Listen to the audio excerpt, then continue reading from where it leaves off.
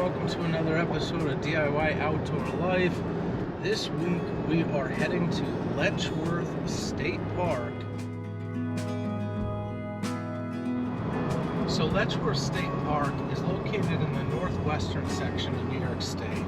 It's between the Buffalo and Rochester area of the state.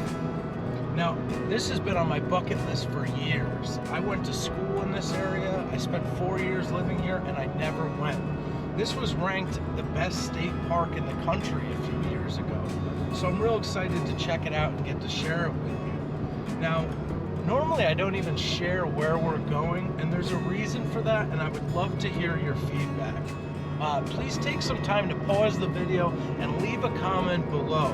My question is, how do we continue to encourage people to get outdoors more without making this problem of overuse worse than it already is? You see, in my opinion, there really isn't an overuse problem. There's a misuse or an abuse problem. These primitive campsites are overrun. There's trash, there's strings tied to the tree, all the firewood is burned up. People are going to the bathroom all over the place and not cleaning it up. At least in the Northeast, it's a real issue. So for a channel like this, that's all about trying to help people get outdoors more, my question is, how do we do that and educate folks that they got to treat the outdoors pretty well, so it's not just there for other people to enjoy, so that it's there for the next generation.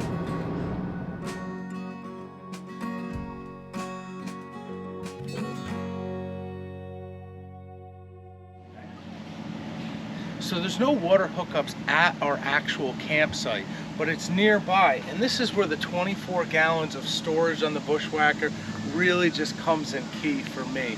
I bring a small section of potable water hose and I keep it stored on the front basket so it's easy to get to.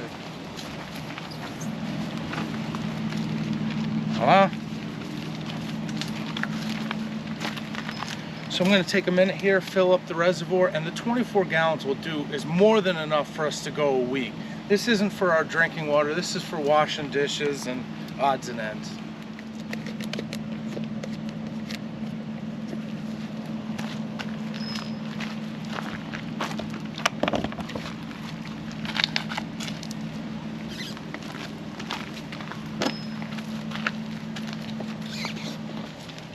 Spray it first in case there's any funk in there.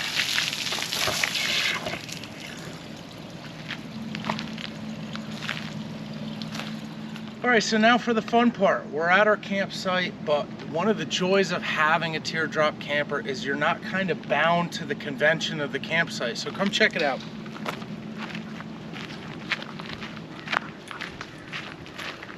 Our pedestal is back here. There's 30 amp service. Like I mentioned before, or will mention, depending how this edits, there's no water setup here. So the only concern I have is the electrical pedestal, which we will be using. Now I bring with me a very large 30 amp extension cord, so we could really go anywhere. This site is pretty big as far as state campgrounds are concerned. The fire ring is in the back. We have a picnic table over here. So what we're thinking is that we'll back the Bushwhacker in this way, like in a conventional way, and then I'll probably move it by hand 90 degrees to keep our campsite going back this way and provide a little barrier to the road. Again, this is one of the joys of having a teardrop. Now I have a 10SS, so there's one entry door, and that's my preference. But if you have a 10FB or one of the teardrops with 2 entry doors, this is a lot less important. So for me, I'm going to turn it sideways, and we're going to send our outdoor campsite moving back towards the forest.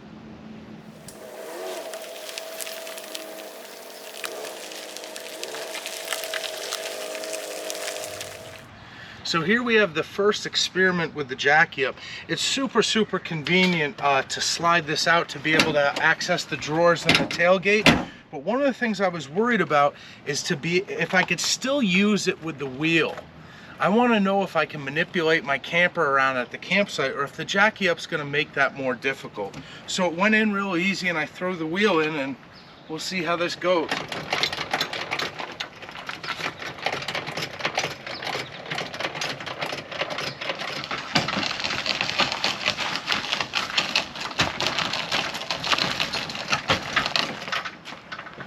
Success!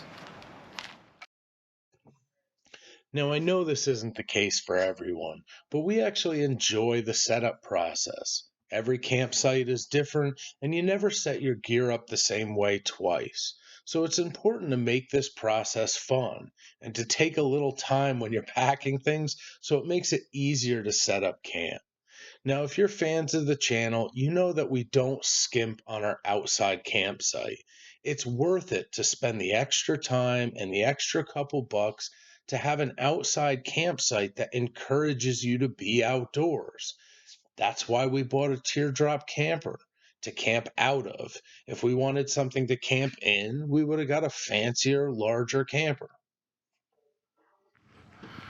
Okay, so here we are. It's the next morning. We're getting up to go hiking. Last night when we got done setting up, we just had dinner and basically went to bed. But we'll give you a little tour this morning of our campsite.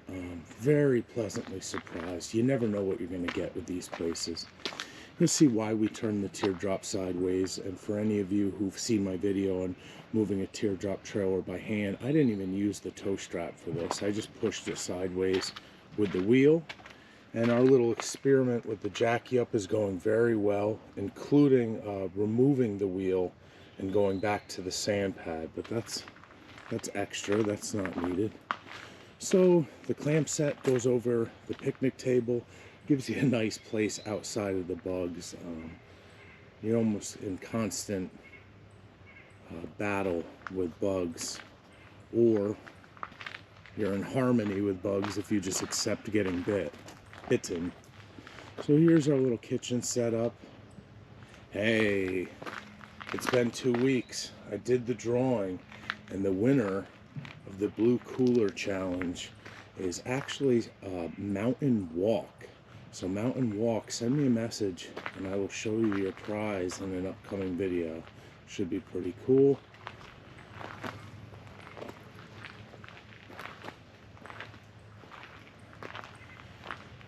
So for a state park, this is a very, very large campsite, and look at this.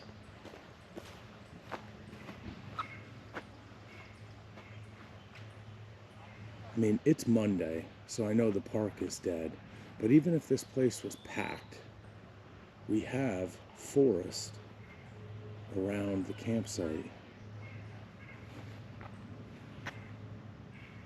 Got a fire ring, got a little bit of firewood, and yeah, this is going to be our home for the week. And for those of you who haven't seen it, I'll probably do a review of this guy here, but this is becoming essential gear for teardrop trailers. This is my favorite one that I've used. It has excellent reviews, but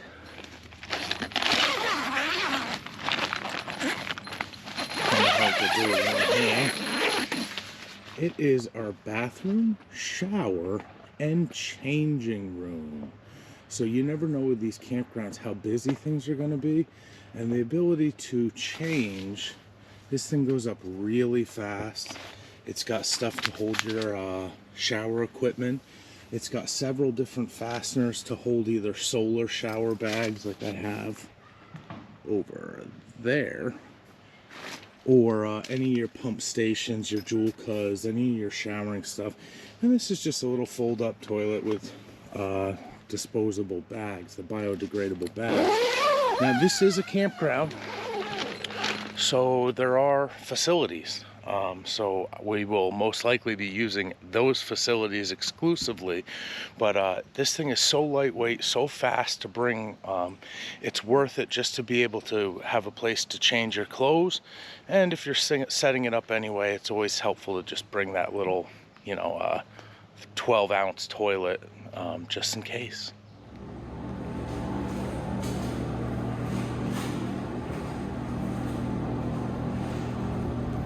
Pretty clean.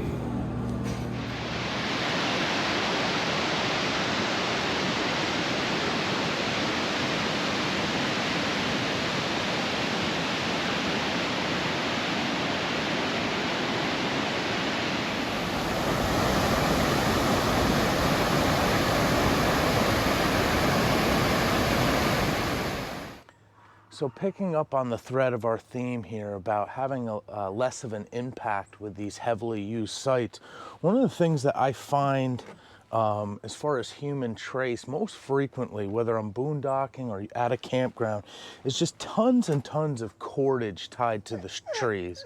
People, yeah, it's upsetting Ripple too.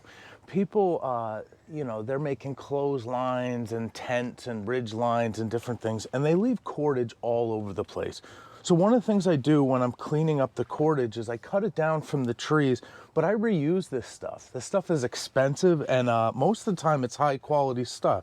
So what you see here is like a big spool of everything that I've collected. Now, the first thing that I do is I either put a stop knot or some tape, or I burn the end. That's what stops it from fraying, and it can ruin the rope. So a little heat from the lighter.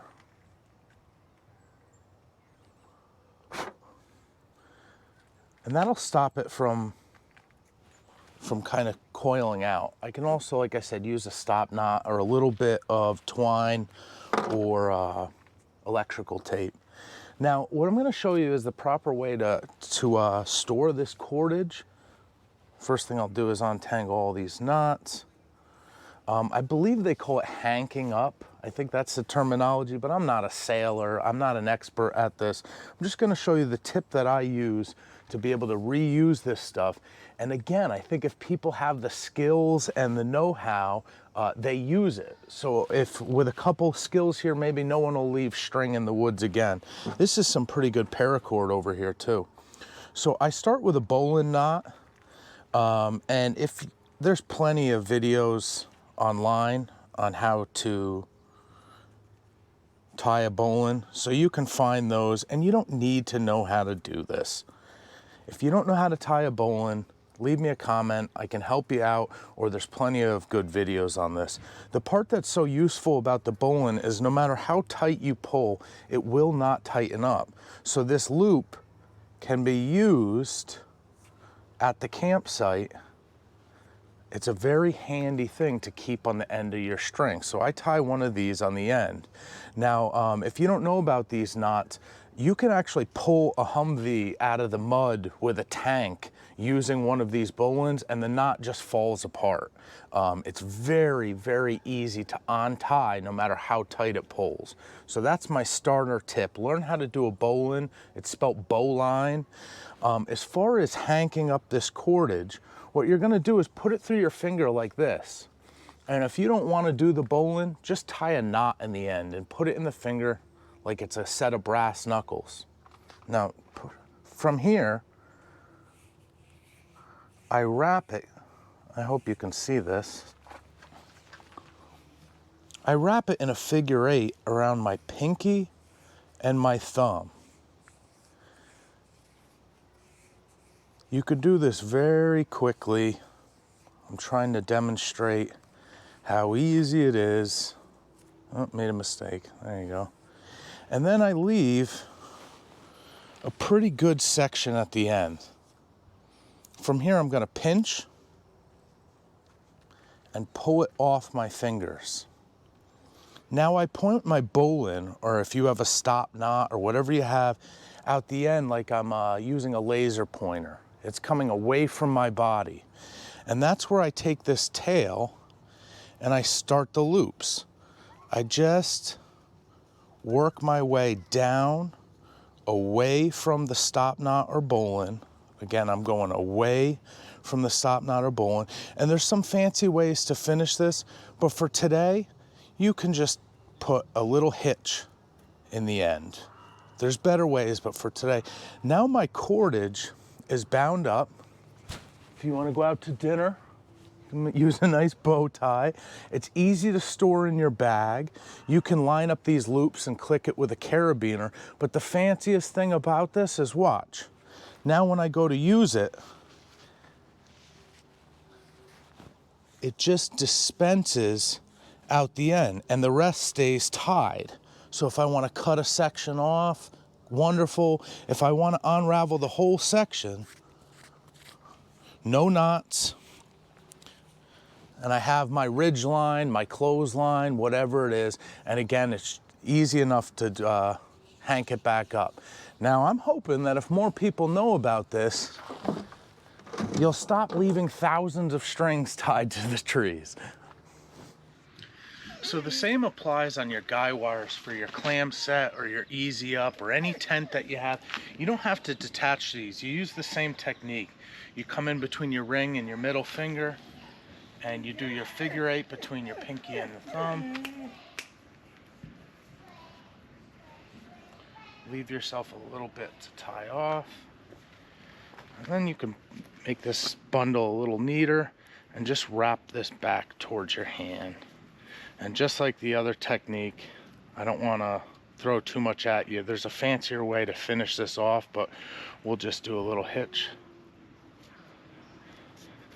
And now, when you pack your tent up, these will be neat, and when it's time to put your guy wires out again, you just grab by the knot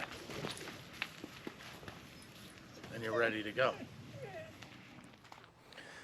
Okay, folks, well, you have to wrap up these videos somehow. And, you know, when I started this channel, the whole idea was to help people get outdoors more. I really believe that in my life, getting outdoors more helped me become a better person. So I wanted to encourage other people to do the same. And I wanted to document this little journey of buying a teardrop camper, modifying it, maintaining it, and, you know, seeing what it did to help provide new opportunities to get outdoors more. One of the things I was most excited about is that teardrop trailer owners it's like its own subculture. You know, there's forums and Facebook groups and YouTube channels all about what it's like to own one of these trailers. Now, one of the beauties is you can be as minimalist or as glampy as you want to be. You know, sometimes we just park in an area hooked up to the truck, and that's excellent. It's a nice warm place to sleep with a mattress. Other times we set up these elaborate campgrounds to enjoy ourselves no matter what the weather is for a week or more. I wanted to be able to share these adaptations and things that we do with the trailer, like this Jackie Up. You know, I took this out. This is our first trip using it, and I like to be able to share the results that you might not hear from advertisers. So in this case, we didn't notice any difference in the stability of the trailer. It didn't make any noise. So the added convenience of being able to open and close the tailgate on the truck is absolutely amazing. I also wanted to be able to talk about some of these ideas that you encounter when you're an outdoor enthusiast, like overuse. You know, we talked about, you know, how somebody thought it was a good idea to whack this tree with a hatchet. And as you walk around this campsite, you'll notice that every single tree has been hit with a hatchet. So hopefully, if we help educate people and get people to start to love the outdoors, we can help prevent some of these overuse issues. That's the whole idea with teaching people how to wrap up their cordage or providing them tips and tricks to get outdoors. Now, Letchworth State Park has been amazing. It's been one of the most beautiful places I've ever seen in my life. And the reality is, if these were all off-grid boondocking sites, it would probably cause more of an impact than staying in places like a campground. So in previous videos, I might have came across like a little bit of a campground snob, and in some ways I probably am. But take a look at this place. You know, we have a forest in our backyard. It costs us like $22 a night to stay here. So having things like a nearby pedestal and a water spigot meant we didn't have to pack as much water. We didn't have to worry about the portable power stations and solar panels. It was less time packing, less time setting up. And with crowded places like this, it removed the additional fear of theft. You know, we like to go out and hike anytime the weather is good. Sometimes when the weather's not good, we're getting out and seeing the local attractions. So to not have to worry about locking up the expensive solar gear, the portable power stations, is another thing that just helped us enjoy a trip like this. So whether you're a part of this teardrop subculture or you just like watching videos like this, as always, if you like the video, click like on the video and make sure you subscribe to the channel. I've also added this buy me a coffee feature in the description, and people have been so generous. I use that money to do things like buy microphones and extra batteries for this camera. It's really, really expensive to document these trips. So I really appreciate your generosity. Now, if you like videos like this, I'll put a playlist of the other trips that I've been on this year. The channel also has a ton of content on maintenance and modifications for teardrop trailers. I really appreciate your support. And now I'll show you a montage of the park if you're interested in that. Otherwise, I'll see you next time. Thanks again.